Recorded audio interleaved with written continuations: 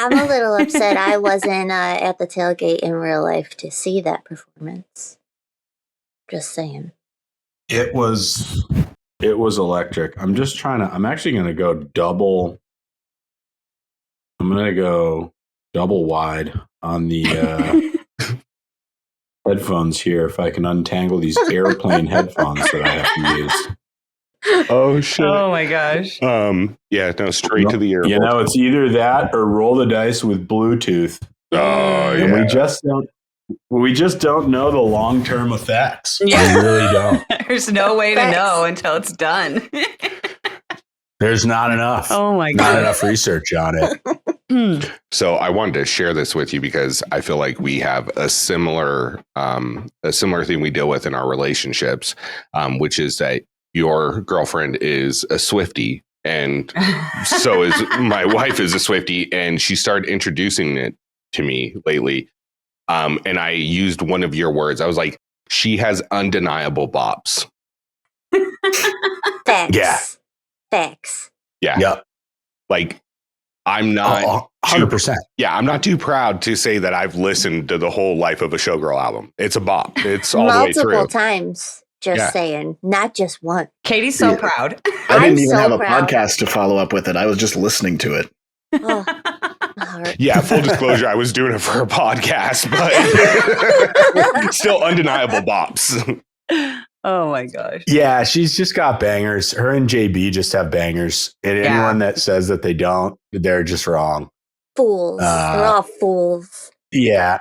Now, she's also got some duds, as does he. But No. you don't you're say not that. gonna bat 1,000. Yeah. She Nobody is. does. And Katie's Taylor like, yes, she Swift does. Yeah. You don't say that. I had to grab my mic for that. Did you see it? She had to brace It was herself. heated. All right. I don't want to obviously take up too much of your Saturday. I know we got college football going this week. Thank you, buddy. I appreciate it, but I'm all good, okay? Oh, you got it already going? You know what, Devin? I might have you move just a slight bit to the right so I could watch the game in the reflection of the mirror behind you as we talk. I got a triple box going at the moment. Oh, dude. My mom was over here and she came over on a Sunday while I was watching Red Zone and she's like, how do you pay attention with 6 games going at once? I was like, I don't, but it's glorious. Yeah. Blood everywhere. Can't actually watch one of them. No. But today I have an 11-leg parlay. Ooh. So I got a brisket in the oven. Ooh. It smells Nice. outstanding in here. Oh, We're that working sounds our way up to a delicious. pretty good Saturday. Yeah. But I have probably till 2:30. Cool. Okay. And that's I'm not rushed. Cool. Awesome, man. Yeah. We really appreciate it. We were sitting down and we were realizing hey, we're going to kind of, move on to something else. I had told you about this and when we were chatting, but we were kind of looking at the end of the season. We're like, we don't want to end this on a recap. Got to go out with a little bit of a bang. And we started thinking about who are going to be the people that we want to talk to. And your name was the first on the list. Oh, and it's we have to reach out to Devin. We have to set this up, man. Yeah. You were our first interview, our I'm 100th. happy to be back. Yeah. And every time I say Michelle's that, dog. he was our first, our 100th, our second 100th. I feel like Luther Vandross or Barry White, about to serenade someone. Right? Luther. Yeah, good old Dance Luther. with My Father again. Now that's a banger. The older I get, the better that music gets. I'm just saying, I remember being 17, being like, Sade is not that great. Now I hear Sade, I'm like, this is the best thing ever. Lovers Rock right here. And I just noticed this. Katie, are you wearing a Spice Girls hoodie? Fuck yeah, I am.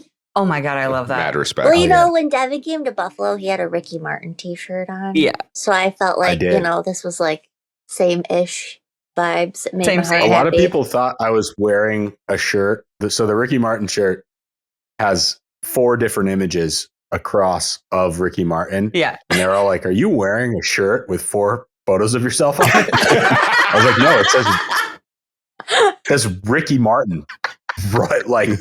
In big bold red letters. You should have someone make you another version where it's still Ricky Martin, but it says your name on it to really fuck people up. Yeah. Hit him with the Inception. Yeah. Or the reverse and have it still say Ricky Martin, but photos of you. Yeah. Oh, remember that Face and Hole app? Wow. You know what? I remember that Face and Hole app. We'll do some photoshopping. We got Alexis with her t-shirts. All right. New merch coming your way. Hell yeah. Oh my gosh. It's going to be so good.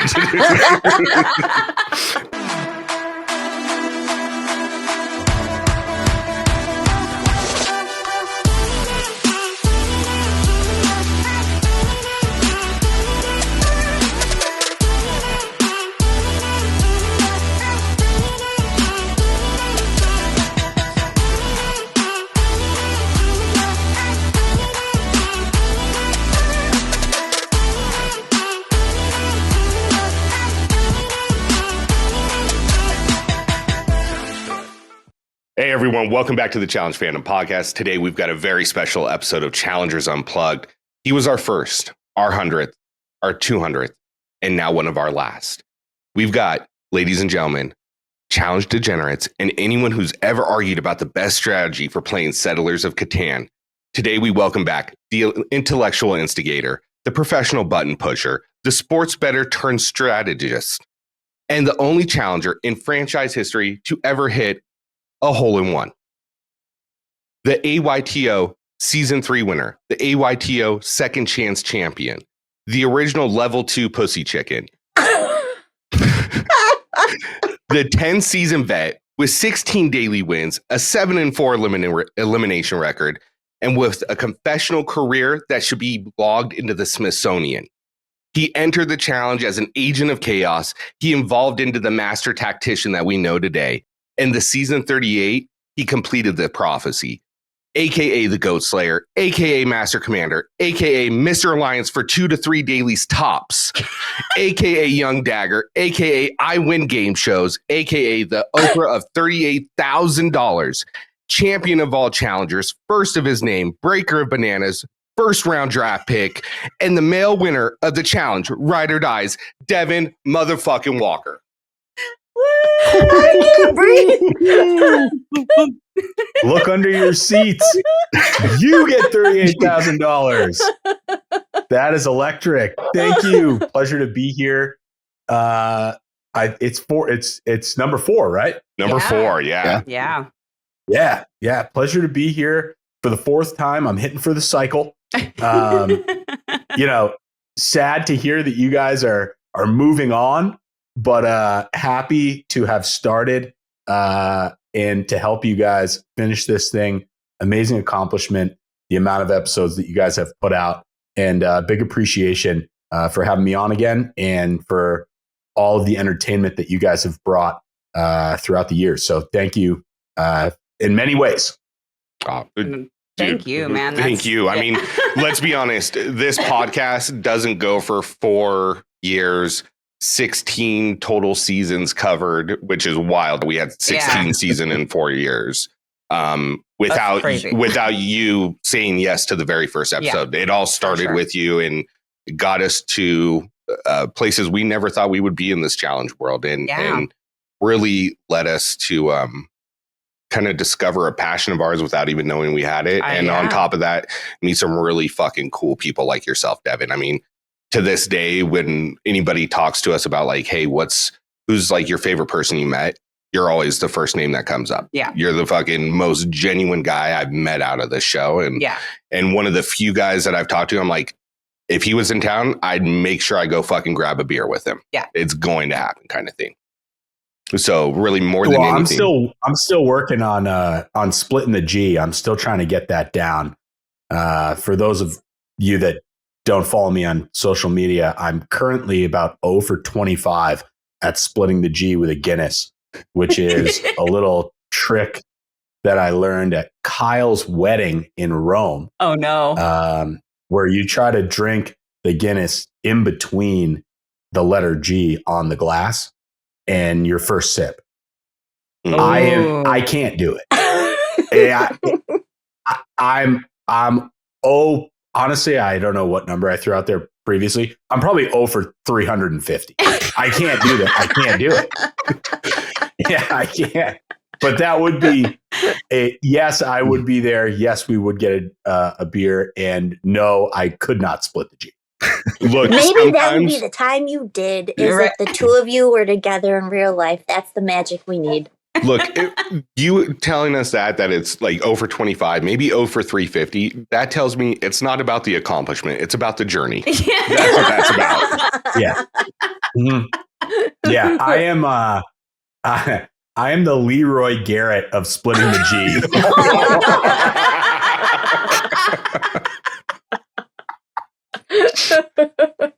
Oh my gosh. Oh no. I'm doing it already. All right, I already got to ask because I was going to add to that. You could have even said the Nani after this season. Oh my god! Have you been keeping up at all with this current season? I think this season's great. Yeah, I really do. Yeah. I think it's got some stayers, and I really hope that 42 can kind of piggyback off of the momentum that 41 has gotten. Now, I will say I would have liked to see more vets. I think there was some rookies that could have been replaced. And I understand it was a theme issue with vets and new threats, and they were all going to be partnered together. So there had to be an even amount. Mm-hmm. I think this season, there were some obvious stars from the beginning and some people that kind of just naturally faded to black. Like, you're not going to bat 1,000 on rookies. But in hindsight, if you could take the Sydneys, the D's, the Wills of the world, and have them in their rookie season with more vets to kind of choose to play with, it would have really been kind of a spectacle. So I am really enjoying the season, but I'm missing a little bit more vet presence because the ones that are there are still dominating the season from an entertainment perspective, in my opinion. Yeah. Like, not having anybody there later in the season to combat Turbo because he's like the ultimate rookie manipulator. Yes. Yeah. Is like, you lose something there. That there's no one there. There's no Jordan, no Hunter, no me, no Johnny to call him out. And I was so surprised CT didn't go after him and kind of just accepted the disrespect. But that's what the one thing I think this season is missing is like legitimate beef among the boys. And anytime that Turbo's there, you're going to have an opportunity to do that. And nobody really did it. It's just like they're picking on Theo and he keeps winning. But I'm a fan of the season. Obviously, it sucks to see Nani lose. We all want to see Nani win. Yeah, exactly. At this point, we all. Yeah. And she put the show on her back. She really did. I think without her, if you remove her, because there really isn't a lot of boy drama, the PM hours would have been pretty boring. Yeah. Oh, 100%. And yeah. I think you hit the nail right on the head, and they got lucky. She made it at least to the last episode before the final. Mm-hmm. You know what I mean? So we got her through the whole season because, like you said, she carried it. She made arguments happen that maybe didn't even directly involve her, but she still lit it up even higher. But I agree wholeheartedly. And me and Karina, and I know Tony and I and Katie, we've all talked about like this season really missed a Devin in there. Like there's a reason why all the vets, I think so too. All the vets kind of got picked off one by one is because they didn't have anyone that was just a natural strategist that was going to go through and say, no, guys, this is how we have to set this up. Very similar to what you did in Spies Lies. Right. Yeah, that's why in the other kind of the flip side of this same coin is I really do like the rookies. Mm-hmm. And this is a tale as old as time. They are getting real big for their britches right now because the theme was set up for 4 of them to make the final. Right. Yeah. And for 6 of them to almost make the final. and for 10 of them to make it halfway. They think they did that. Right. It was like, no, you No. you were You're lucky. you had to be paired with a vet. Yeah, exactly. Yeah. Like you didn't. Some of them really did do it, and they did it well. But a lot of them got dragged there and are thinking in their mind, oh, I really did something. It's like, no, you just happened not to fall victim of a season where you were able to be paired together with another rookie, Spies, Lies, and Allies, Right. Mhm. where we all saw what happened there. Yeah. They just picked them off one by one. And it got to the point where they were volunteering themselves to go into elimination so that they could get off of a rookie team. This essentially is Spies, Lies, and Allies, but they were like, this time we're not going to let that happen. Right. Yeah. Right. So I'm not going to take anything from any of them. They played the game. They played the hands they were dealt, but humble yourselves. We've been down this road before. It is like, it's just a tale as old as time. Most of them, if 42 is not a season that lends itself theme-wise to the success of rookies and sophomores, they will be embarrassed. Oh, Yeah. 100%. Because they've talked too much shit. And I got it, with the exception, I think, of Jeremy, who I believe to be, I haven't seen him do super well on anything mental, but he's physically gifted. Oh, yeah. I think Cedric is strategically gifted. Mhm. With the exception of those two, I was not super impressed by the rookies. And with the exception of, I think Sydney and D, as much as I dislike watching survivors play the challenge, I think they're really good. Yeah. Yeah. And with the exception of those two, and is it Adrian? Yeah. Yes. Yeah. I haven't been super impressed by the rookie girls. The only rookie girl that I wish would have got an actual fair shot and a longer chance was Blue from Big Brother, because her intro in the season was fucking hilarious. Yeah, but you want her for entertainment. Well, that of course I do. Solely Yeah. entertainment. And Yeah, she of was course. awesome. Yeah, she was hilarious. I loved her energy. I don't really Blue was care awesome. if Ashley wins or lose. I'm there for I just wanna see her Schmashley. meltdown. I'm there for the meltdown. That's what I'm there for. You know what I mean? That's fair. Give her a couple glasses of wine and let's watch the fireworks happen. Yeah. I think they think, though, this is part of it. Like, I think a lot of them think they're good. Yeah. Oh, That's what I'm borderline struggling with, Yeah. is that I think they think they're good at stuff. And I'm like, dude, you guys aren't good at stuff. You're competing as a rookie vet team Right. against all other rookie vet teams. yeah. Yeah. Like it would be different if it was like you had to It's play like against the vets. Yeah. It's essentially handicapped. It was handicapped so some rookies would do well. Yeah, regardless. They literally created a game where some of them had to do well, and now the ones that are doing well are like patting themselves on the back. Yeah. It's like, but you had to. Yeah, and like if you're looking at it too, if you look at the vets that are already at the end, most seasons that they're on, those are the vets that are towards the end. Yeah, that's true. Yeah, we weren't exactly rolling out the A team. No, right? No. Like, And look, that's the other thing. Theo's good at eliminations, and I think he's off the vape. But if he's on the vape, he can't run a mile. Yeah. yeah. Derek is definitely well rounded, but I don't think Derek's like gonna dominate any one thing. He's well rounded, Right. Yes. and I think he was probably the best of the vet guys. Leroy was atrocious. Yeah. Yeah. Johnny didn't bring his A game. Yeah. No. CT was clearly out of shape. Yeah. A really out of shape CT came in second in the mini final. That's all. That's the thing. And would have came in first. We can stop the argument there. Yeah. Yeah. And that's my thing. Like, That you guys think Turbo is God. I can name 10 male challengers that are better than Turbo across the board. Oh, 100%. And I think out of all the rookies, current challenge. Yeah. Oh, Yeah. Oh, current challenge. Oh, okay. Yeah. I think out of all the rookies, Sydney is the only one that is proven that she is actually really top tier because she is literally carrying Turbo this season. Oh, yeah, she is. Yeah. Yeah. Yeah. That relationship is bizarre. So I have to ask you this just because, look, I wouldn't even bring it up unless the show brought up him controlling who she can talk to. Was he the same way during Ride or Dies? Oh, worse. Worse? Okay. Yeah. I would assume so. I forget her name.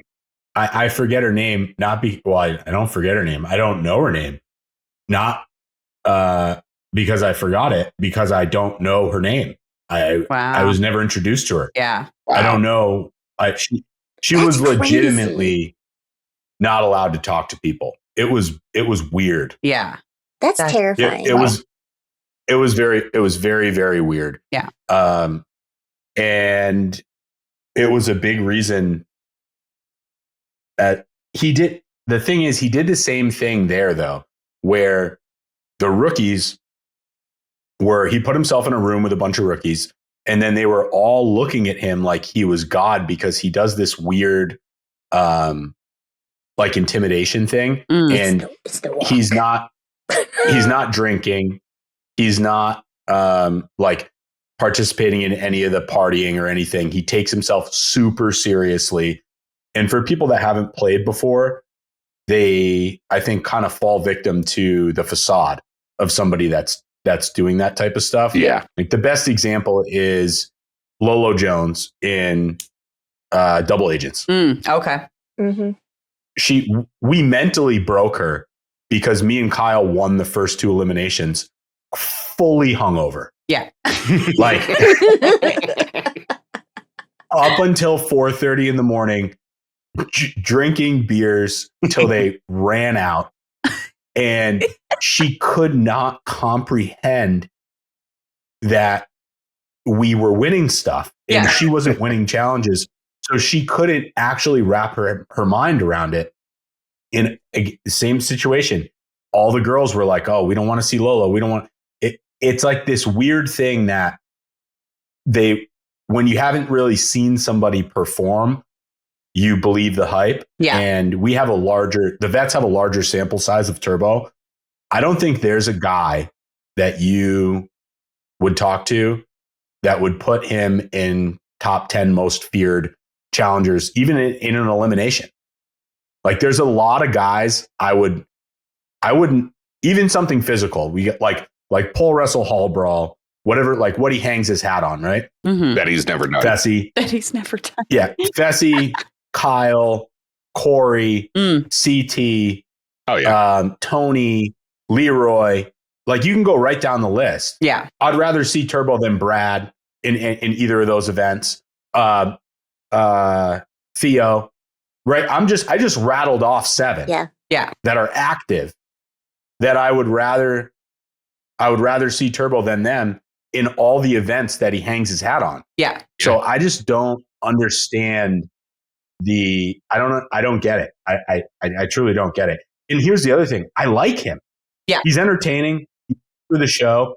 He brings a completely different like attitude to it, but he has got some weird like hypnotism thing going on with rookies.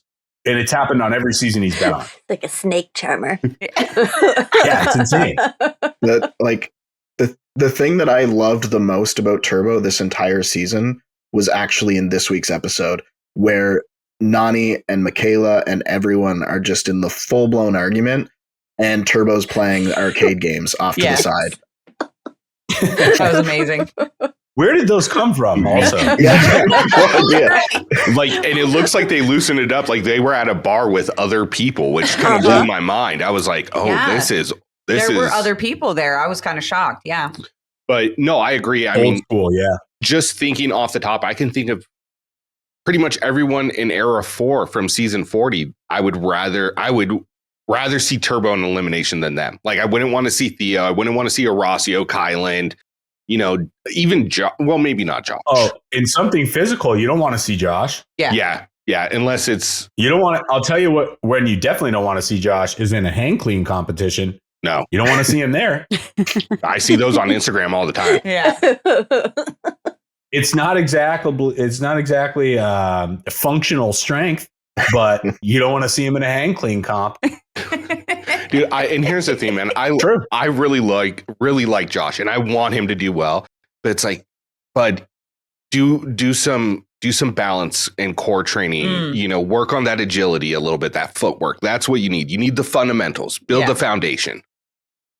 Cone drills. Yeah. Yes. Yeah. Mm-hmm. Cone drill. Like, honestly, Josh should stop going. I tell him this too, to berries and like straight line workouts, and he should pick up sports. Yes. Yeah. He needs hand-eye. Play pickup basketball, go join a softball league, like even play kickball. Yeah. Anything related to hand-eye. Yeah. Not pick it up and throw it over your head. We know you can already do that. You're going to beat everybody at that. Right. But we need to know if you can like catch a ball, throw a ball, lateral movement, like quickness. He's got to just play sports. Yeah. Get him in some dance classes, maybe. That's a Put good him in a idea. dance class. I got it. Yeah. He's actually a pretty good dancer. Oh. He is a solid dancer. Is he? You know what? Yeah. I knew there was something he's going to be way better. The hang cleans and dancing. He's got me beat. Yeah. It's got to be something. Well, and I do think it's going to be interesting because inevitably we're going to get some of these rookies, I think, back on 42. They made a big enough splash. I hope so. I want them back. I need to see if they're as good as they think they are this season. They're going to get massacred. They're going to get massacred, especially like Devin. I don't know if you would be open to doing season 42. I hope you are, because it's going to make it even more entertaining. But I've never seen CT on Instagram calling them fucking pussies and little sluts. And dirty little sluts. like that dirty little sluts was crazy. That sounds like a band name. It does. I opened my Instagram and saw that. I was like, whoa, what happened? I had to like go do research and nothing happened. He's just talking shit. But like you said. Well, no, the thing is, a fair amount did happen. They were really disrespectful to him. And this is another one of those situations where it's what have you done for me lately? And I understand that he didn't show up in the best condition. Right. But even an out of shape CT came in second in the mini final. Exactly. They need to put some respect on his name. Yes. I think they're going to now. I hope They probably all went home and watched some highlights. That's it right there. He is not, you don't want to motivate him. I mean, honestly, I'm kind of happy they did, like, for his longevity, health-wise. Yes. Yeah. I'm like, this is actually more like the same thing happened to me. I'd never been in better shape in my life than when the whole internet called me fat for 2 seasons. I was like, okay, fine, I have to try now. Came back-to-back finals, won the show. Right. So it's like, there's certain people whose engine you don't want to start. Yeah. And he is at the top of the list. Oh, yeah. And they really were. The disrespect was crazy to see because, and especially coming from the girls, it was like, it was kind of crazy coming from the girls. No one like, wanting to partner with him? And fighting for Turbo. And then they were like, they were legitimately like fat shaming him. Yeah. It was not a good look, I don't think, for the girls. And it was kind of sad, honestly, to see. I didn't like watching it because they forget he won 3 out of 4. You know how hard it is to win 3 out of 4? Yeah. He won one, came back, won it again, realistically lost on purpose. Yeah. And then came back and won it again when everybody knew he was going to do it. Yeah, exactly. Like, it's so hard to win 3 out of 4. Oh, yeah. That's in today's. And that's what I was going to say. In today's situation. Where you're and not. He did it in 3 different ways, too. Yeah. He won it in a team setting. And then in double agents, you had a partner, but he pretty much, I mean, Amber was able to keep up, which is good, but he solved all the stuff. Right. Yeah. And then he put himself in good enough position in Spies Lies where he just had to win a mountain race Yep. And so he won, not to discredit Amber, because I think Amber is good, but he won in a team, he won individually, and he won as a partner. Yeah. Yeah. And that was only 3 years ago. Yeah, exactly. It feels so much longer ago because they keep pumping out so many goddamn seasons. Yeah, that's true. He's still right there, and some of these people are gonna learn the hard way, and I hope he keeps the same energy. Yep. Because typically the game plan is to go in there and lay low, right? Yeah. I hope he really doesn't forget any of this shit, and he says, no, fuck it, I'm bringing all the smoke to all of you. Yeah. If I don't win the daily, I'm going to go in and destroy someone in an elimination. I want to see him winning the daily or sending himself in. Yeah. Every time. Every time.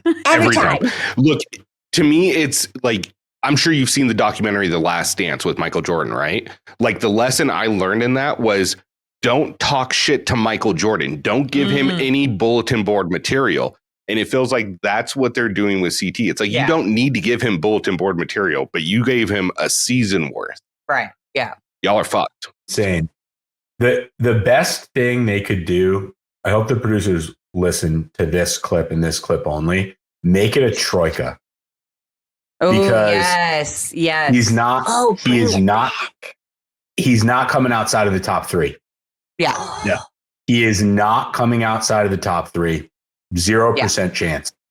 Yeah. So make it a troika, and then fine. If he comes in second or he comes in third, they can't gang up on him. Someone's got to go down there and make it a call out and have there be a troika.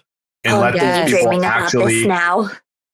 And let some of these kids do what they say that they're going to do. Because it's easy to say, oh, I have a problem with this person or that person or whatever. Like, let's get in a position where we can see Paulie versus Brad play out. Let's get in a situation where we can see Turbo versus CT play out. Yes. Because it's a lot of it, and throughout the seasons I've felt this way, those rivalry matchups, it's like, I feel badly that Paulie got concussed in a hall brawl versus Theo, but that was a rivalry that needed to play out. Yeah, we waited for that for a long time. Yeah, I think that's really like that's where you get a lot of eyes, is if you take the kind of off-season extracurriculars and you play them out in eliminations. And the best way to do that is with a call out and a troika. And then, I mean, CT in the troika setting, you're cooked. Oh yeah, you're done. And I like the troika thing. Like I love that whole like setting. You know, I really enjoyed when they were doing that. So no, agreed. The interrogations are good. That whole theme is good because it also comes. I mean, we had it in Vendettas, right? And it gave us me and Bananas because Tony turned on him. Yep. So exactly. it gives you the opportunity to the person that's going in to sway the troika, and you only need to get to two of them that want to make a big move and give you who you want. And it lends itself to really good TV, I think.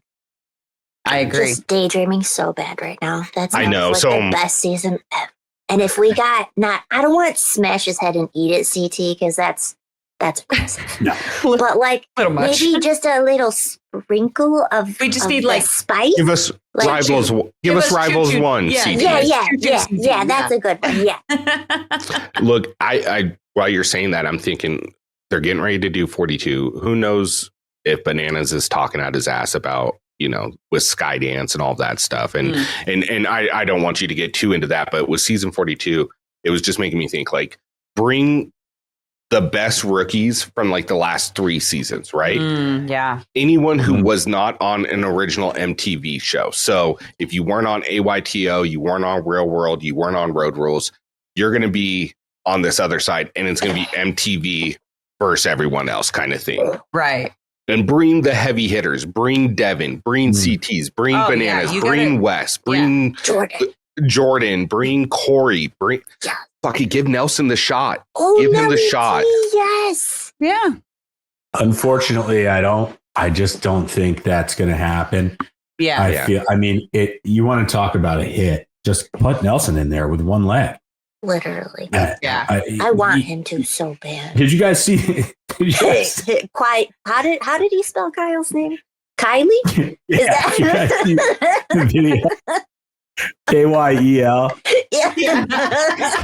West. Quiet. And West. Yeah. What?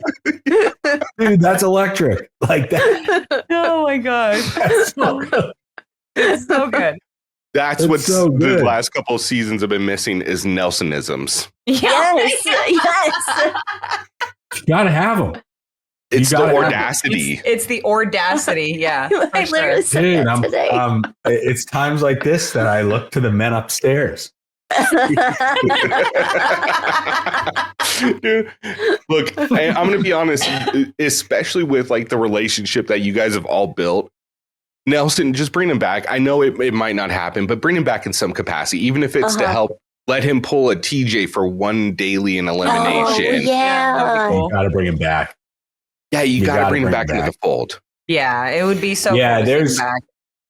I mean, I just feel like that this season was definitely solid, and I hope that they limit the length of the seasons too. I think they're too long. Yes. Yes.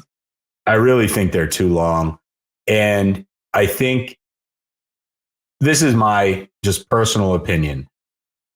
The cinematic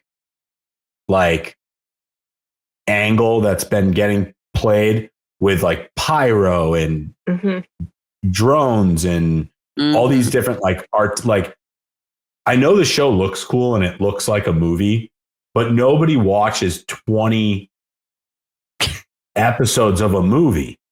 I would get it if it was one, if it was a movie, if it was a 3-hour long episode and it was like an epic movie, I would get adding all that stuff in. But the number one streaming show, I think, in the world is Love Island. Yeah. They don't do shit. It's so low budget. Yeah, it's like I don't think anyone is watching for the pyro. No, absolutely not. I mean, it's actually cool, but it's cool, but it almost takes away from the reality TV, you know what I mean? It's now it's a production. It's not reality, it's a production. Save it for the final. Yeah, build the final up as theatrical and difficult and over the top with pyrotechnics and fucking bombs going off. Whatever the fuck you want. Yeah, but look, I hate to say it this way, Survivor's proven that you don't need to go over the top with challenges to make them entertaining, and we've seen it this season. Yes, yeah. Big Brother, Big Brother, Survivor, Love Island. Yep. Those are still massive shows, and not that the challenge isn't, but I think the audience it's hard to follow a 20 season or a 20 episode season. Yeah. It's just an hour and a half every episode too. Yeah. It's a slog. And honestly, that's why I like all cars. Yeah. Yeah. I agree. What ends up happening is people are tired.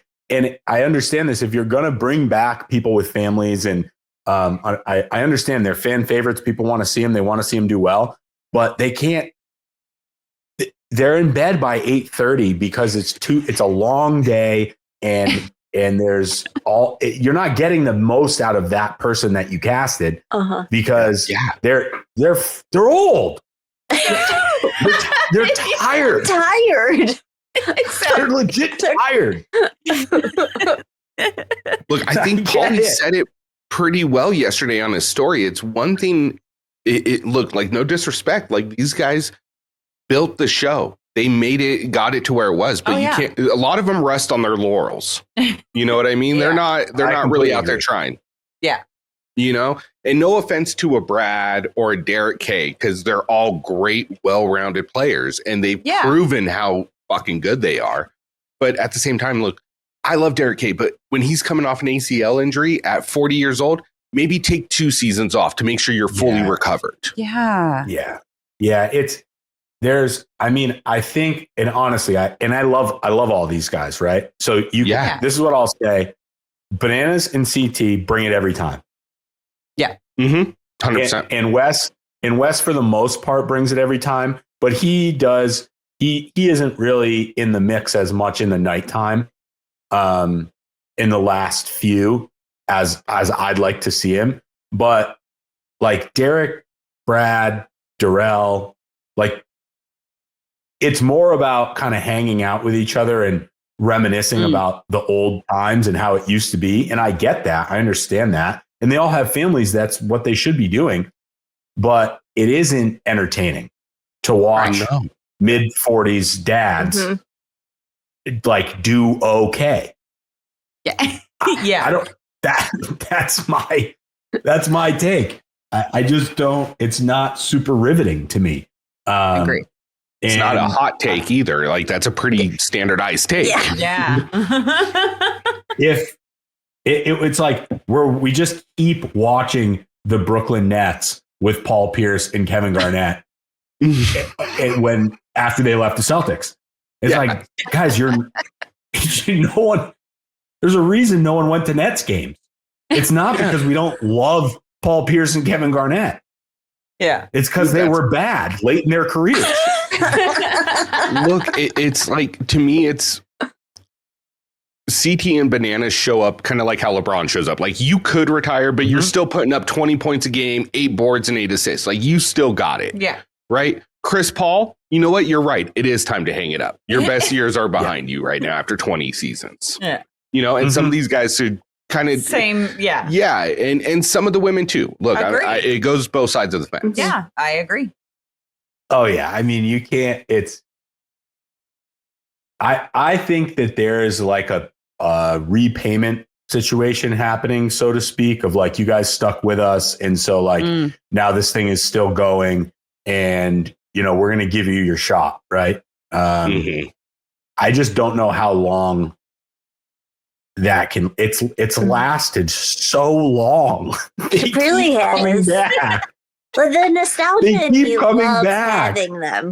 But you make a valid point. It's just keep coming back. It's not, they won't stop. No, and here's my theme is like, I gotta get a drink. Hold on. Yeah, go ahead. No, you're good. I'll be right back. Actually, I'm gonna go take a quick out trip to the garage. I'll be right back. They keep coming back. One eternity later. Oh, Lights. turn my eyes violet.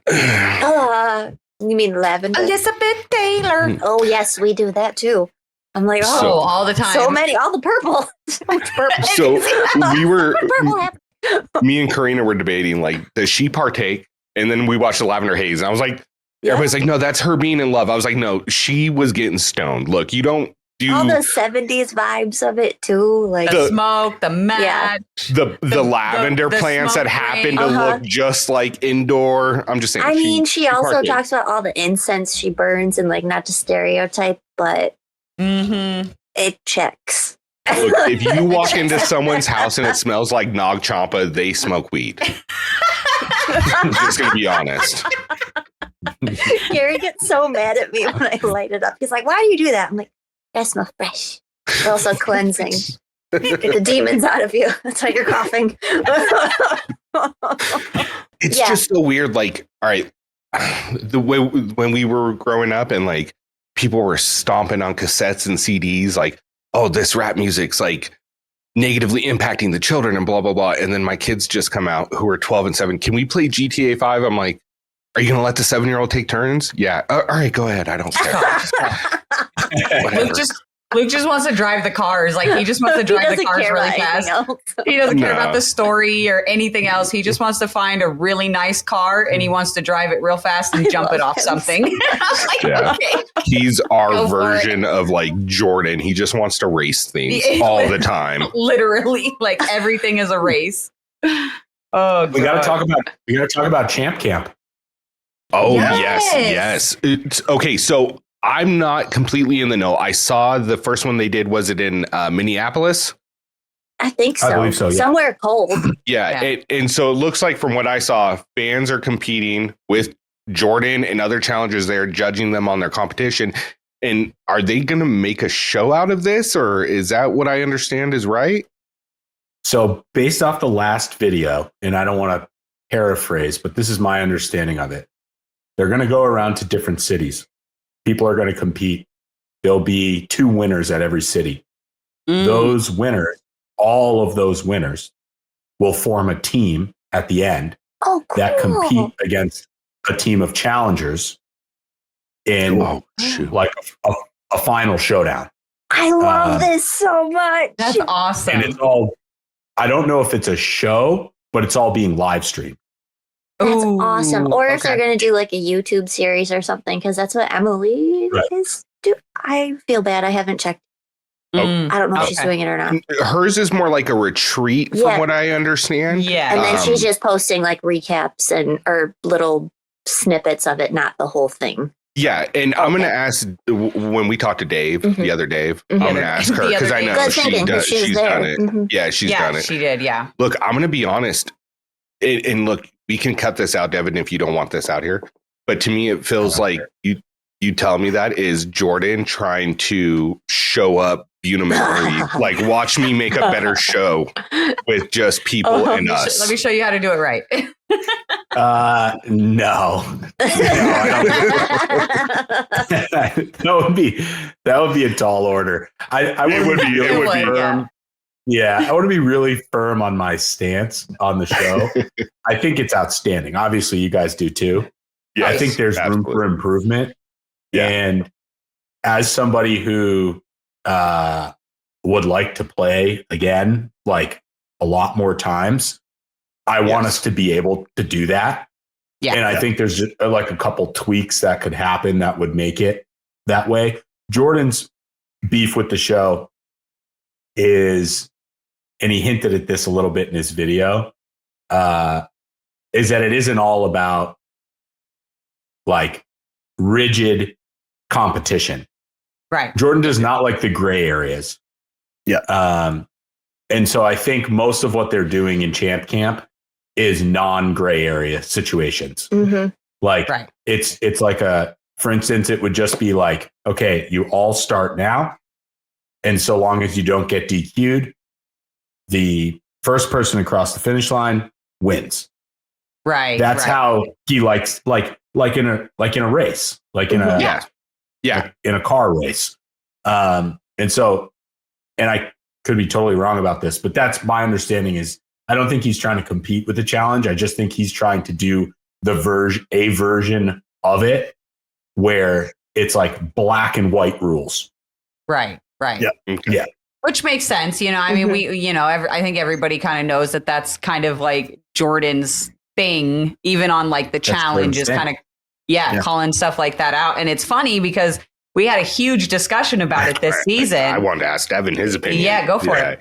So obviously you haven't been living under a rock. You've been watching this season and you saw in the mini final a lot of people cheating, having to eat onions and garlic when you've had to eat some fucking gnarly shit in your challenge career. What is your view on that cheating scenario? How do you think that should have been handled? Definitely not rewarded with a big, nice dinner. Literally. 100%, bro. They should get like empty plates or something. Or nothing. Yeah, that was weird. On that episode. It was weird. It was really weird to see that. That was weird. I mean, it's a bit of a reflection of the state of the world, I think, where like instead of brains and intestines and a giant wheel of old cheese, we just need you guys to eat vegetables. It hurts my tummy. I don't think I'm gonna throw them over there. It's like, come on, dude. They look like they were sweet onions. Like there's a guy. I hate onions. I could not do that. I would have lost. There's a guy that does a pub. He calls it public onions. I think he's done 9 of them now. You might see the video on YouTube. He eats an onion like an apple on an airplane. Oh, God. And he films himself doing it. That's hilarious. Very funny. It's very, very funny. It's my nightmare. It kind of proves it's not that hard to eat an onion. I eat raw garlic every day for immune support. It's literally. Like, it's not hard to eat garlic. No. I don't know. My opinion on it was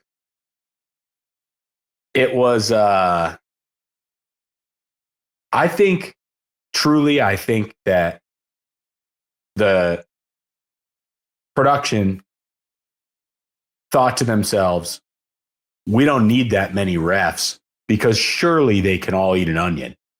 Right. Yeah. I agree. I don't think, you know what I mean? Yeah. I were like, let's focus on this next step of this thing because like they're definitely not going to try to cheat like this. But then also, I just don't think there was a ton of forethought. Like, don't put it on a cliff. Where they like that's like enticing them to like you put a wall, like just put a piece of plywood behind them. Yeah, a drop in or anything. A drop in. Yeah. Like, or I don't know. Put the GoPros back on for that challenge, which were seemingly absent. Yeah, that was weird that they didn't have any GoPros or helmet cams, nothing. Like, that was weird. Those wouldn't have been behind that. Those all face forward. So like if you're like doing one of those. I guess, you still wouldn't be able to tell. Yeah. But like, unless you're catching it, like someone turned their head. Yeah. It'd be pretty easy to just like, I guess it kills the view, but like you just put a wall behind him. Literally. I don't know. I watched Tony eat an entire bowl of mayonnaise, like a gallon of mayonnaise. Yeah. That is still one of the worst ones. Oh my God. That's just, I guess it's just another kind of, for me, it's like another example of, and that was not all rookies. I don't want to make it seem like it was all rookies. Yeah. But if you go down the list of the people that did not do well in that final, or in the mini final, that is literally a list of people that can't win the show. Right. Like the mini final really does speak volumes. Like if you don't come in the top, honestly, third, we can say half, and it's not for a strategic reason. Like when we ran the mini final in Ride or Dies, Johnny and Nani got stuck on a puzzle.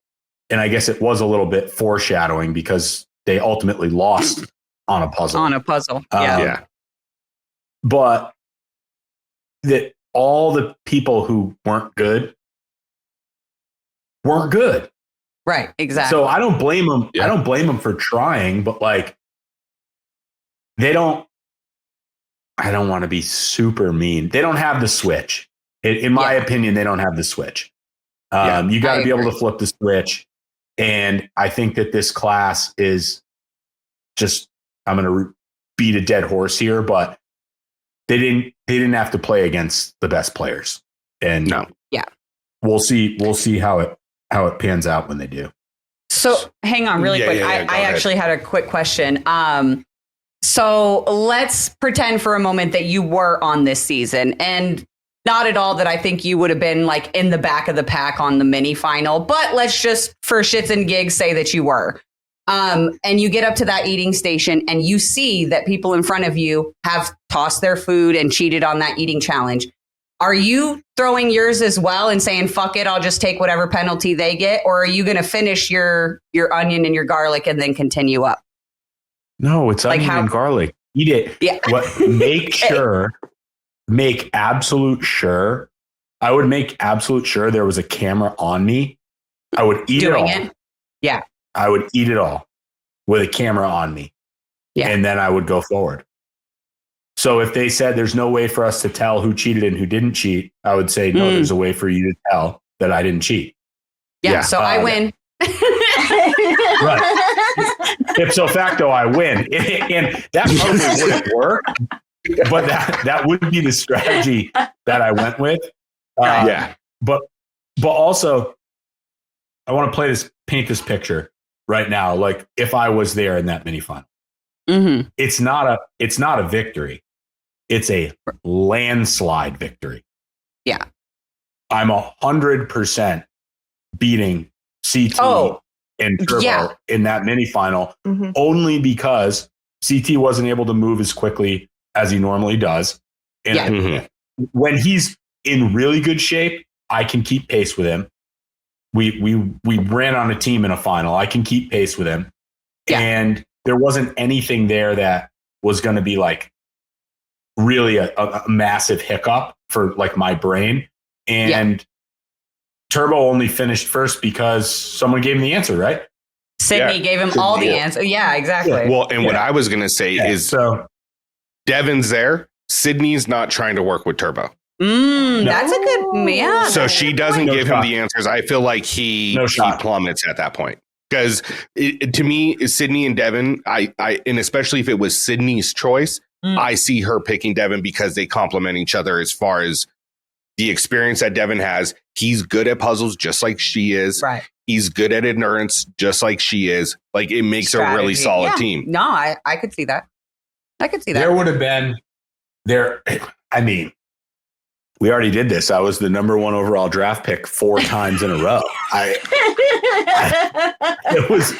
It was gonna happen again. There's really no doubt about that. It's a prophecy. This would have been, this one would have been set up. This one would have been set up well for me. You know who would have won it? Actually, in retrospect, Derek. Derek would have won the mini final if he was still there. Derek Chavez would have won the mini final. Yeah, he's really good. See, he's faster than all of them and better at puzzles than everyone but CT. And he would have been so much faster than CT that he would have won, like in a landslide. Yeah. I always go back to him running through that stadium and being like a full length ahead of everyone else. There was a good chance if he didn't catch a bad draw, there was a good chance he won the season. Yeah. Agreed. Yeah, I agree 100%. I'm curious, though, if you were there and you had your pick of any of the rookie women, who would you have wanted to be your partner for the season? For like all the way from the beginning? Sure, yeah. We'll take any of them from the beginning. Who would you have wanted to be to work with through to the final? So the low-hanging fruit would be Sydney. But I heard she cried. I heard she cried a lot. Oh, okay. That's a no-go. It's like I can't do that. Yeah, but I like the angle of 2 people that are both like happily in love with other people, and there's like a survivor connection with my queen, and I think her boyfriend seems like a kind of a smart guy. That I think there's like a parallel there without it getting weird. Like it got a little weird for Turbo. Yes.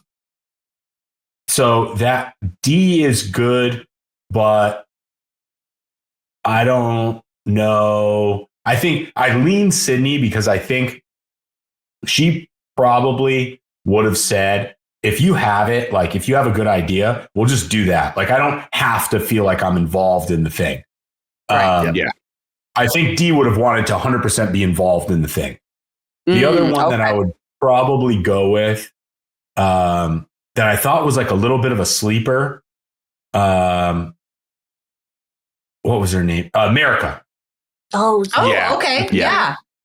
I agree. I think America is a little bit like Jenna. Yeah. In that you could kind of just be like, hey, this is what we're going to do and just go. Right. Yeah. Like Nani's got a little bit of that in her too. I know that from playing with her on Spies Lies, where like Nani can take instruction really, really well in like a high intensity environment. And she's just like can flip like a little robot switch where she just like goes. And I think America's probably got that go switch. But that's really like, I don't know who else. Yeah, those 3, I like it. And Izzy, I guess Izzy was supposed to be good, right? But she was just gone too soon. Yeah, same with Lekka. Yeah. But Lekka got burnt in that She did. that stamina elimination against Olivia. Yeah, she did. Lekka. I met her in Buffalo. Lekka's cool. The Canadian. Yeah, Lekka's cool. Lekka's cool. I again think though, in terms of partnerships, like for me, the best partner I ever had, obviously the best rookie partner I ever had was Emmy. Yeah. Yeah. Because she just said, what are we doing? Yeah, tell me what to do. I would love to see her back. Yeah. Well, here's the plan. And she'd say, perfect. Great. With the next challenge. Exactly. That really is the way that you want, like, if you're a strategist, you don't really want to be comparing notes. I feel like Tay actually might have been a good pair with you too. Ooh, Tay. Yeah. I loved her. Yeah, she was pretty cool. She reminded me of Bamber. Yes. Yeah. I don't know if this isn't good, but I don't remember. She was the one partnered with CT. Mm-hmm. Reddish hair. British? She did. Yes. Or Australian? I don't remember. I'm sorry. I apologize. Had an accent. Everyone. Yeah, had an accent. Yeah. You want to know what's interesting along these same lines? Is like, and I wonder why more people don't do this. If you have an alliance, the best way to play a game is to use one person's strategy. Yeah. Yeah. Like it actually is. Where people get caught up and kind of lost in the sauce is when they're like, okay, we're all playing together, kind of, but like not really playing together all the way. So we're going to all have our strategy and use like 10% of yours. Michelle and Jay laid this out on 39 and they walked their entire alliance to the final. Yeah. If 8 people come together and they say, listen, one person who's proven that you're good at this type of stuff. And honestly, they don't even need to be proven that they're that good at it. Just tell us what to do. And we're guaranteeing we're going to do that. And then we're all going to go out and grab like 1 or 2 other people that are on the fringe and bring them into that big plan. And those will be the kind of the people we pick off later. It's unbeatable strategy, but it requires a bunch of self-obsessed people to all be player B, which no one ever wants to do. No, but it is so easy to go far in this game. Yeah. To me, so we've played a fun hypothetical game, which one of is what happens if you're in this season. The other fun one is what happens if your girlfriend's in this season? How different is that survivor dynamic? That's right. Yeah. And I think that 100%. Is a really interesting, thought to play out. Yeah. Because all of a sudden, Sydney and Dee are more turned away from not necessarily working with Jeremy, but Michelle all of a sudden the gravity becomes a lot stronger to Michelle. Right. Yeah, absolutely. It's hard to tell with the survivor people because they have an unwritten rule that they're all going to play together. But they also have an unwritten rule that it's okay if they fuck each other over.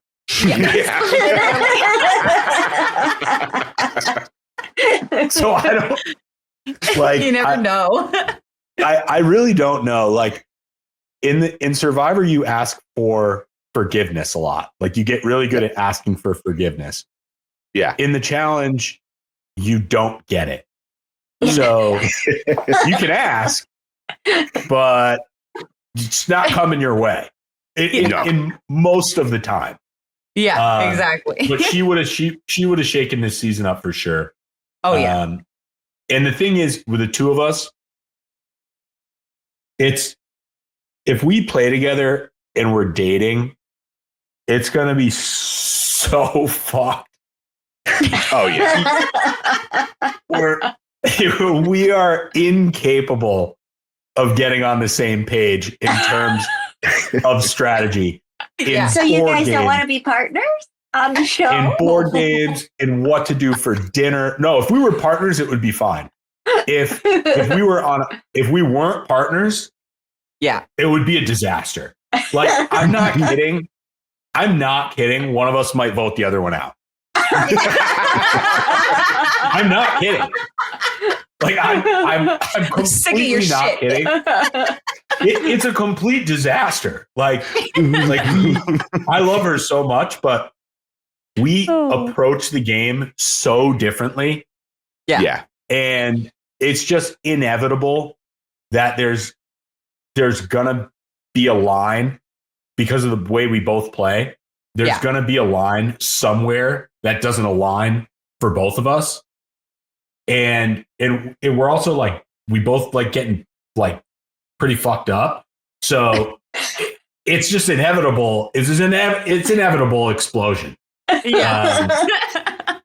I don't think it would go like Theo and Olivia, like kind of like, you know, can remain on the same page politically. We've seen Cara and Polly be able to do it in the past. There really is no what is it? They say in football, if you have two quarterbacks, you have no quarterback. We have no quarterback because we have two quarterbacks. You guys, two chefs in the kitchen. Yeah. Exactly. And one of us doesn't know how to cook. We'll let the world guess who. Yeah, no, I'm kidding. She's borderline better politically than me at the game, but the problem is we've both had success in completely different ways. Yeah. Like the way that I had success was saying exactly what I was going to do. Yeah. Every time. And the way that she had success in Survivor, because it's the only way you can have success in Survivor, was proving to people that she actually did manipulate them. Right. She had to do that. Yeah. I watched the episode. She had to sit in front of them all and say, no. I pretended to be an idiot. I was tricking you the whole time. So vote for me to win. Yeah. I was like, wait, what? Yeah, and not only that, but she removed somebody from the jury who was a guaranteed vote for the other person. Yeah. Yeah. Exactly. Yeah. Yeah, no, she is a chess player in strategic game. She truly is a chess player. And I agree. It would have been really cool to see her in there and shake up that dynamic, because as she starts getting pulled between Olivia and Survivor. Yes. Yeah. That's outstanding TV. Yeah, exactly. It really is. It would have made TV.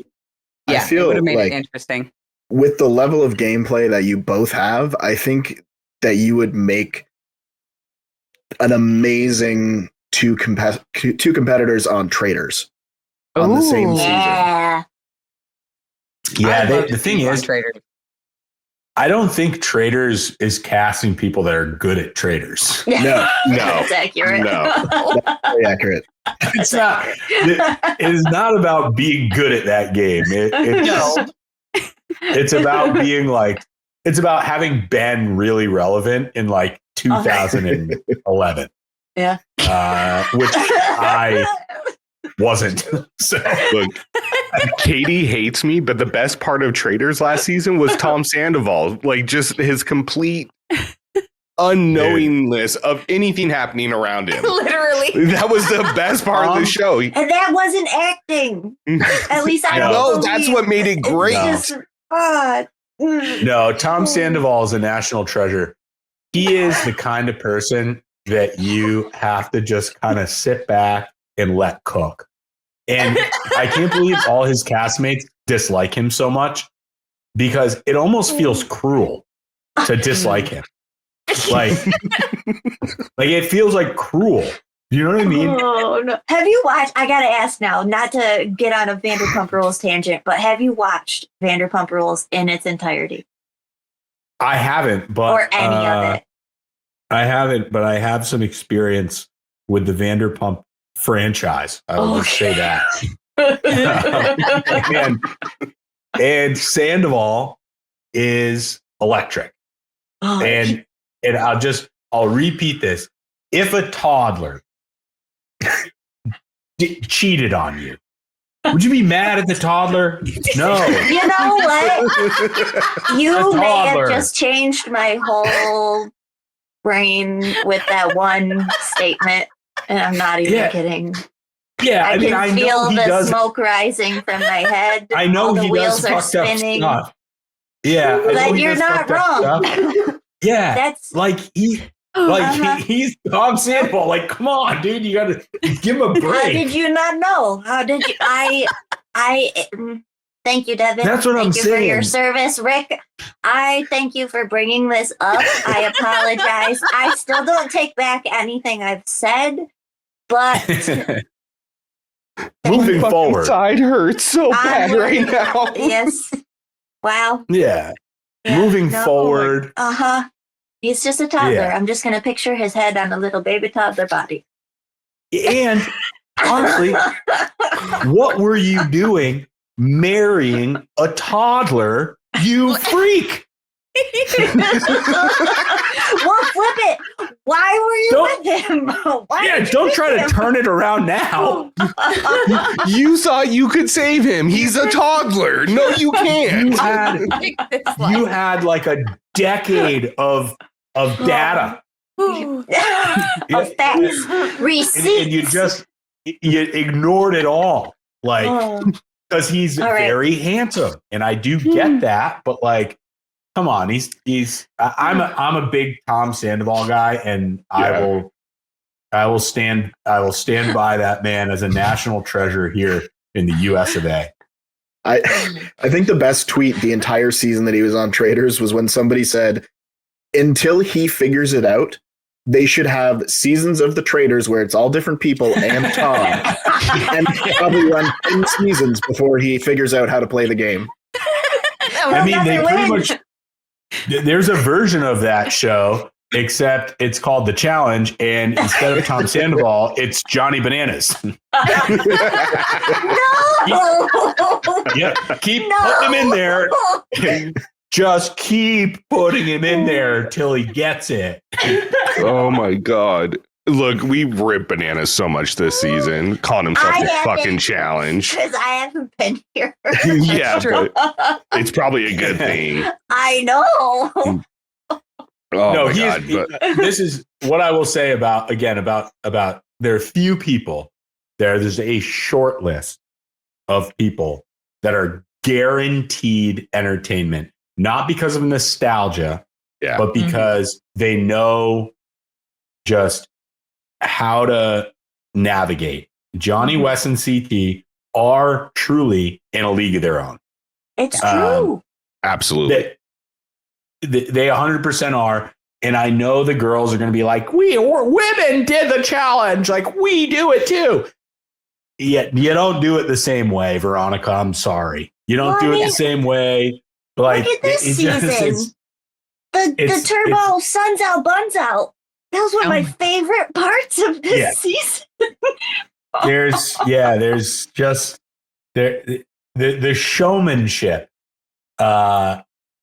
is in those three guys, whether you like them or dislike them. Yeah, you can't. It's undeniable. And I think what Paulie's, to go full circle here, essentially saying is like, not only are people resting on their own laurels, but that's even generous. For the most part, the guys, at least, are resting on Johnny, CT, and Wes's laurels. That's true. I like that. That's real. It's just like, well, we were on the show too when these guys were like doing really good. Yeah. Like, we should get some credit for that. It's like, not really. We were there too. We saved them once. It's like we credit. were also there when they were doing good. I was on the other end of an iconic moment of theirs, but I deserve credit. Exactly. You saw me in that scene behind those people.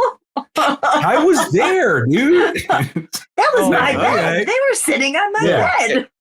And I want to put this out there. That's what it is. I gave Johnny a lot of shit, and it's not like he listens to our fucking podcast. If I was Johnny, I wouldn't listen to our podcast. But I give him a lot of shit about saying I am the challenge and all that. But he is, and we've all discussed this, one of the pillars that built this show to what it is. It's just corny to say that. Yeah.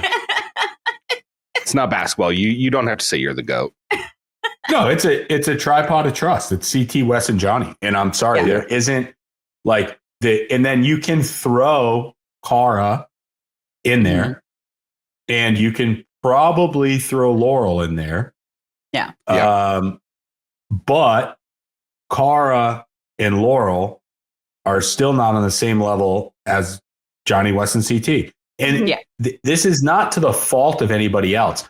It's sheer numbers of seasons, and it's just the staying power. And most of the really popular, I'm not saying that the women couldn't have done it, but they decided to have families. Right. And like raise their children and get out of reality TV. And those three didn't.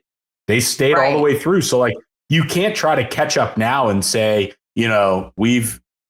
it's not the same. It's not comparable. It just isn't.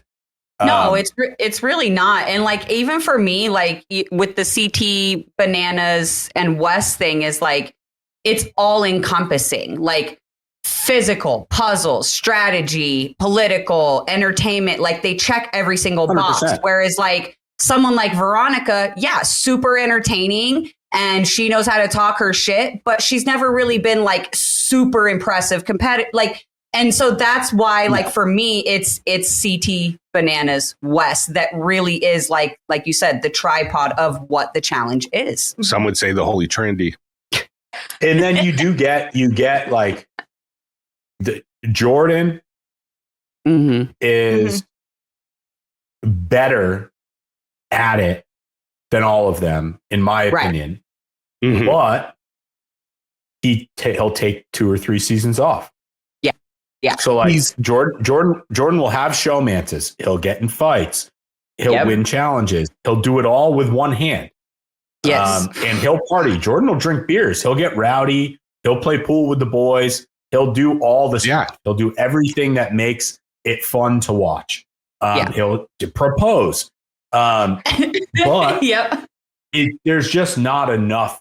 Is he the GOAT of the challenge from a competition standpoint? Yes. Is he the GOAT of the challenge from an entertainment standpoint? No, he's 4th. Yeah. At best. At best. Yeah. Agreed. To me, Jordan's like Kendrick Lamar. Like, can we deny any of his abilities? No. But does he consistently come on and put out stuff? Yeah. No. He runs on his own schedule. Exactly. Yeah. Yeah, that's fair. Yeah, takes a little bit of a break, hangs out, puts out another banger. Yeah. That was interesting. Yeah, Drake versus Kendrick situation there. Yeah. In terms of bangers, though, I do think Drake has more bangers. He's probably not a better rapper, but he definitely has more bangers. That's sure. He is, to me, and this is just my take on it, he is more of a pop artist than he is an actual hip hop artist. He's just a pop artist who does hip hop. Yeah. Is kind of how I look at it. But I'm not going to deny him. I'm not going to. Exact pop. That's what I'm calling it. Yeah, pop. But he does have more hits. But then you look at sure. Kendrick, and he's got 23 Grammys. Kendrick has more Grammys. Yeah, he's more critically acclaimed as, and he's got the Pulitzer Prize and all of that too. So. Oh, we're gonna take Katie down this track. Yeah, don't worry, Katie. You're gonna learn next weekend. I'm just taking it in. So part of what we're doing on the new show is they're trying to convert me into a Swiftie, and I said okay. But I get to try to convert Katie into a Kendrick Lamar fan. And just the idea of Katie rolling down the street in her car, bumping like Good Kid, Mad City. Sipping on juice. Yeah. Just a little bit. Yeah. It gives me life. Yes, I agree.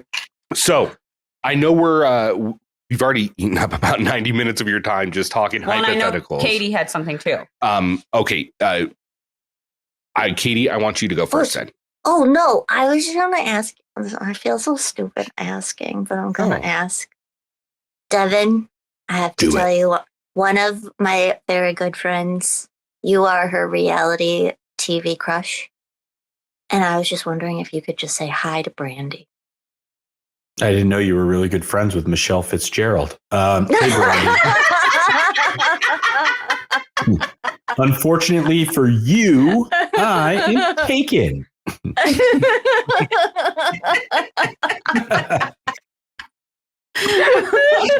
I also, I have a question for you guys too. Yeah. What's the new show?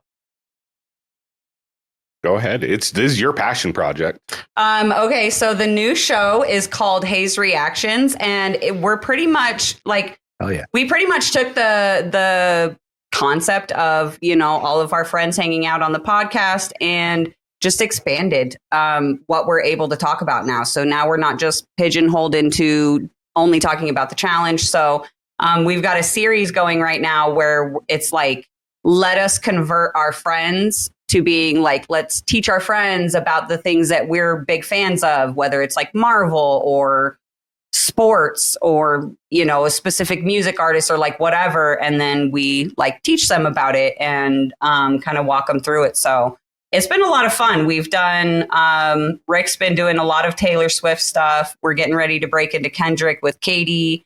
We've got some plans with Tony as well. And I mean, pretty much the whole team is working on something. And then I'd like to come on to do a Settlers of Catan episode. Yes. I would love that because I've never played it. I've never played it either. Well, I played so fun. one time and I don't Oh my God. I'd like to come on to do a Settlers of Catan game. I guess just, what is it? It's my pitch essentially as to why it's great. Fair. Yeah. Love it. Yeah. Heck yeah. I'm so down. Happy to do it. And I will nerd out so hard. The game in itself is Nerd City. But it's put it on the calendar. When you guys are ready for a Settlers of Catan episode, you let me know. I'm fucking in. Hell yeah. I'm so excited. That's going to be so fun. So, and full disclosure on this, like Karina said, we're not stepping away from the challenge. No, we're just stepping away from only doing the challenge. So when you get to do it. You get to do the challenge too. Yeah. We get to do everything. Trader, anything we freaking want, So, and that was kind of, we wanted to open those doors up. So yeah, like when 42 comes back around, we're still going to be doing that and whatnot. It'll just be under a different name now. So yeah. And I mean, if we want to do a full Taylor breakdown, bring your girlfriend. We'll have fun with it. Well, I'm just going to insert this right here. I'm not going to lie, Devin. I was a little heartbroken that Michelle backed out of Buffalo. I understand. I would rather go to Japan than Buffalo too.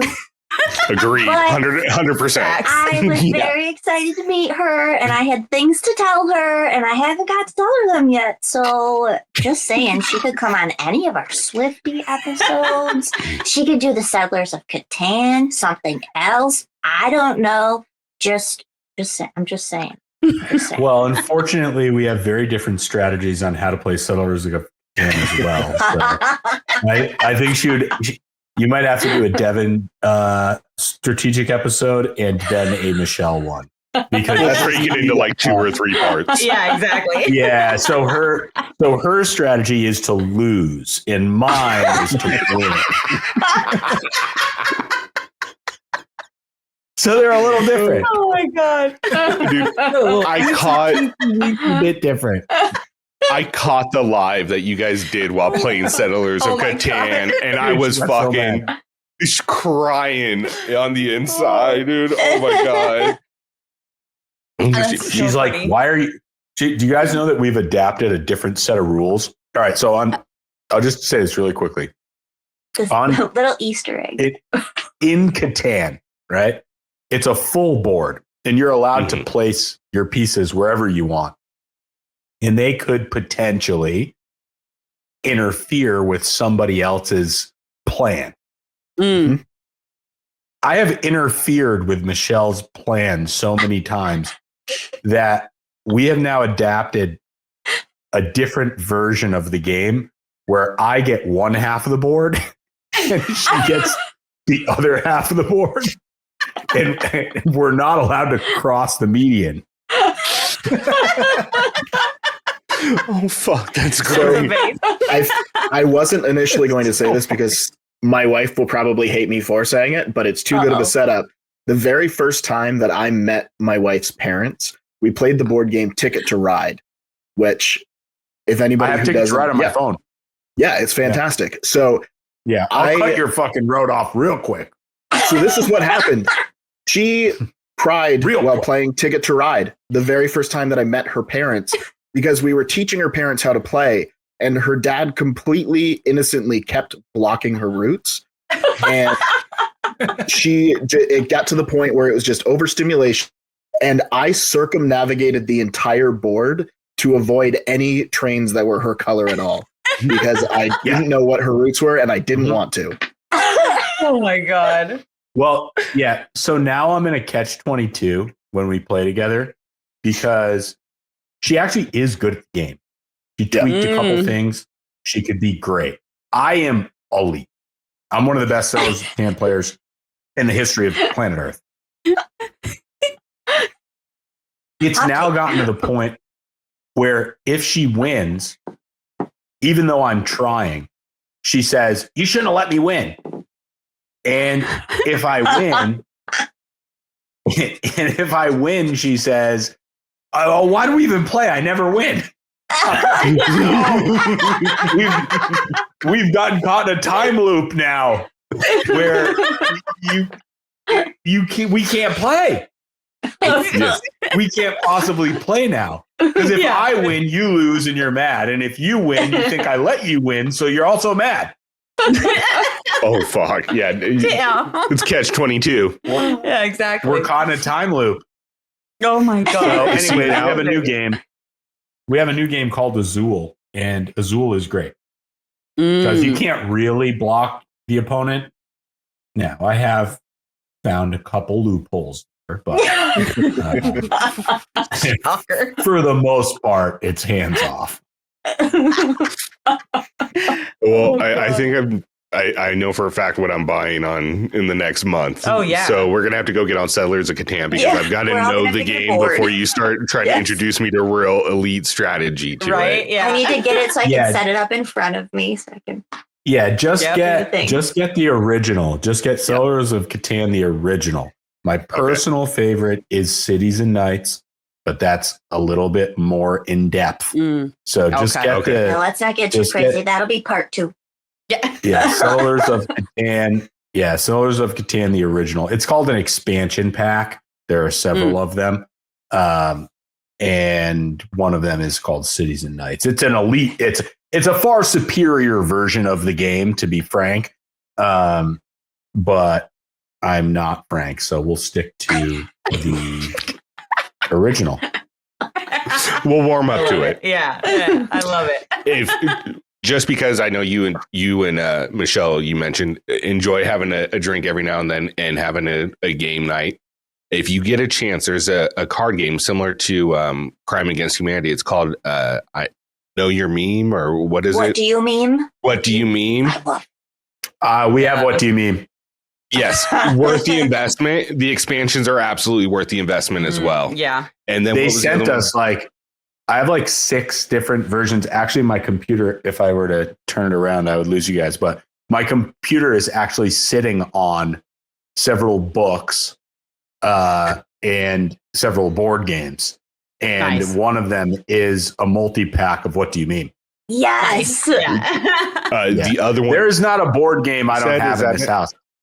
I have a whole closet. Yeah. I love I have a whole closet. I'm looking at a huge stack of them right on the other side of the computer. We've got a bunch of board games, but we have an insane and asinine amount of puzzles, because I love jigsaw puzzles, like big ones, and so we have a ridiculous amount of those. Also, just gonna put it out there, I'm a big Clue guy. Oh yeah, I love Clue. Yeah. I just got the Sabrina version of Clue, but you can't play Clue with 2 people. I just thought of something. What? That's such a good idea. Tell us. Yes. It might already exist. If I thought of this by myself, he's going to patent it right now. There's evidence right here. It's called Puzzle Swap. Oh. And it's an app where you can go on, and instead of buying new puzzles, you can just swap a puzzle with someone else on the app. You better get on Shark Tank right now. Yeah, that's actually pretty like a book swap app too, because I know they have ones for books. I would do that because after a little bit of time, like we have 3 monopolies. We don't need all the variations. We've got so many copies of multiple board games. A copy. We have Monopoly Reno version, which is horrible. Yes. Why? I don't know. I don't know why we bought it, but we did. We were like, oh, Reno-opoly? Let's definitely spend $30 on that. Why not? It was a good investment. That's the only version of Monopoly I would play. It's weird. Yeah, are there like strip clubs and dive bars and like? There's this street in town. I'm buying the Octopussy. Yes. There's a well-known street in town that is known for women of the night. Ooh. And it's on the Monopoly board. And every time someone lands on it, like if she lands, I'm like, what are you doing there at night? What are you going there for? That's hilarious. That's so funny. Yeah. So it is the superior version of all the other Monopolies out there. Yeah, it's pretty funny. But no, definitely getting Settlers of Catan. Yes. We're going to do that. Now, I do have one final question before we get to yours. I don't have. Oh, yeah. We've asked Devin that 3 times. Yeah. So, all right. My final question is, if you get the call for season 42, are you saying yes? Ooh. Oh, 100%. And no spoilers, but I guess it's like a borderline call to action. Mm-hmm. If people want to see me on there, I think that they have to get motivated on socials and kind of make it undeniable. Yeah. I think you gotta tag BMP. I think you gotta tag the challenge. I think you gotta tag whoever you gotta tag. I don't want to get in trouble, so I'm not going to say too much, but I think it'll go a long way as to see who people are riding for.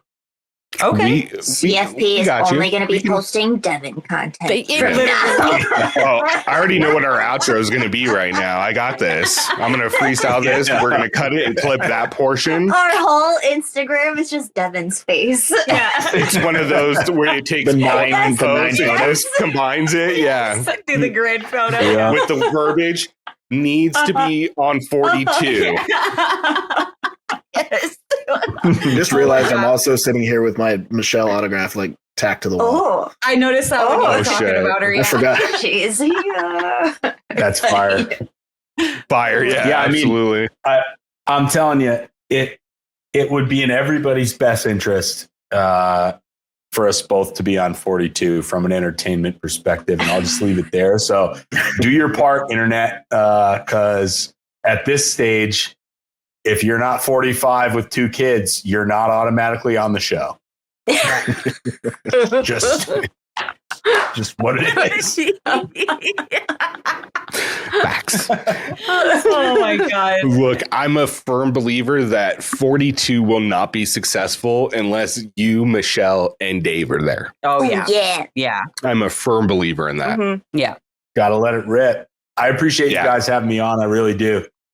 Well, oh man, thank Devin, you so much. Likewise. Yeah, I mean, dude, it's been 4 years. You brought us into this unknowingly. We appreciate you giving us that chance 4 years ago. We appreciate you coming on to do this. And look, guys, if you want season 42 to really take off and be entertaining and be like the previous challenges that all the fans are always asking for, BMP, get Devin Walker and Michelle Fitzgerald on that season. Meow. Right now. Meow. Yeah. But Devin, dude, thank you so much, man. Thank you. Thank you. Can't tell you how much we appreciate you and how much we're always rooting for you, man. Always. And can't wait to talk to you on the new show soon, too. Yeah. That'll be awesome. I'm so excited. Settlers of Catan edition. I'll chat with you guys soon. Thanks for having me. Absolutely. All right, Devin. Take care. Later, y'all.